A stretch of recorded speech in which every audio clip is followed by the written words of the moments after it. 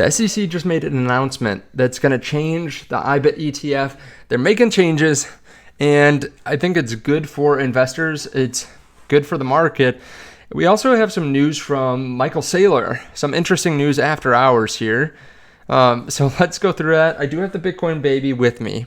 The Bitcoin wife is making dinner, so hopefully the Bitcoin baby is happy with me going through this. We'll keep it nice and short so you don't have screaming in the background. If you do want to trade crypto, there's a link underneath the video to BYDeFi. You can get set up in just a few minutes. We've been able to make life-changing amounts of money this bull run with leverage trading. And if you want to check it out, there's a link. You can get up to $10,000 in bonuses. This is just over the next 10 days. We constantly run campaigns like this to give you free money just from trading on the platform. So even if you're just trading sideways, you can get free XRP tokens. We just did it with Bitcoin before this. So check it out. Also, there's a link to my Telegram underneath the video. Completely free. You get early access to videos, exclusive videos. You also can possibly get one-on-one support with someone at BYDeFi in case you have questions, concerns, suggestions, and you can make sure that you get all these bonuses that you're supposed to get. Now, the SEC just approved in-kind creations and redemptions for Bitcoin and Ether ETPs. It's a big win for crypto. Chairman Atkins says this is a new day for the SEC. So to be clear, this allows them to redeem not just the shares to cash. It allows them to bring in Bitcoin or Ethereum and get shares. This is not people like you and me. This is like the authorized participants. This just increases the accuracy of the pricing of the ETFs.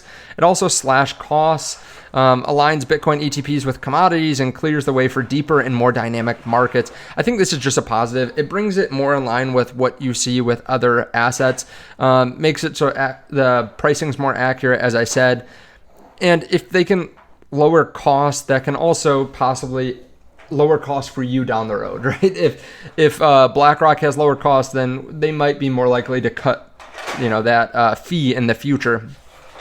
So this is, I think, good news. Of course, this could mean bigger players are willing to come in, or maybe there's less big moves because, I don't know, JP Morgan or someone has an entity that wants shares, and they can just give JP Morgan the ability to create the shares and to trade directly with their Bitcoin. So instead of selling the Bitcoin, turning into cash, and maybe having a taxable event and then going and buying Ibit, they can swap it out. And maybe it's not a taxable event. You'd have to check with an accountant there, but it allows you to go straight from crypto to these shares, which is pretty awesome.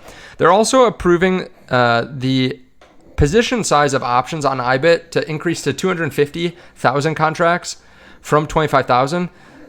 They're also allowing flex options. So this basically just allows bigger players to come in this space, people that, maybe it wasn't worth their time to trade 25,000 contracts. Now they can trade 250,000, which is a significant amount when you consider like 250,000 contracts times 100 shares per contract times Ibit's price. I don't even know what Ibit is right now. $60 maybe?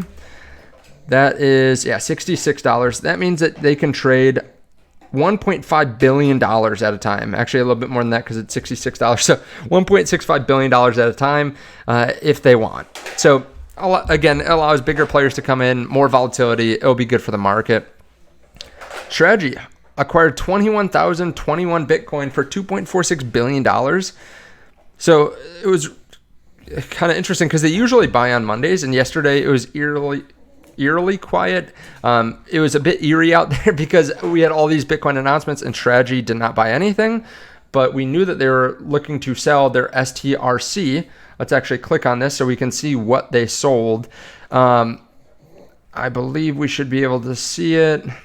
It's maybe here. We know that they were closing their STRC. And yeah, it looks like they closed 28 million shares. Maybe I can go through this and figure it out. The gross proceeds from the offering were $2.521 billion, with estimated net proceeds of Strategy being $2.47 after deducting the underwriting costs and the commissions and Strategy's estimated offering expenses. So adding another 0.1% of the Bitcoin supply just yesterday, or just over last week. And as far as I know, I don't think they diluted shareholders at all with this, right? They have a new offering for STRC. Of course, it adds complexity. So I'm not just sitting here saying this is only good, right? There's got to be some drawback to it too, right? You can't just print money and have it just come from nowhere. Of course, there is a financial commitment. I believe they have to pay a 9% dividend. So, it's adding extra complexity when they have all these different offerings, and some are required dividends, some aren't required, some have like call options. So it does become more difficult to try to analyze MicroStrategy. I think you should still think of it as a levered Bitcoin buying instrument. But this is just a small part of my portfolio. Like out of my crypto portfolio, I also include crypto related stocks in there.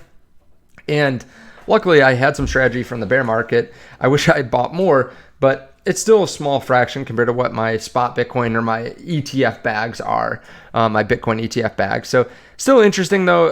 This is going to be great for the market as they continue to acquire more Bitcoin. There are a lot of entities buying Bitcoin. Of course, we are not at new all-time highs. Like some people are sitting there thinking, okay, well, if Strategy is buying and every other company is buying, why are we not moving up? And I've covered this before. Some of it is long liquidations, people just getting, going on here, going 100x leverage and being wiped out.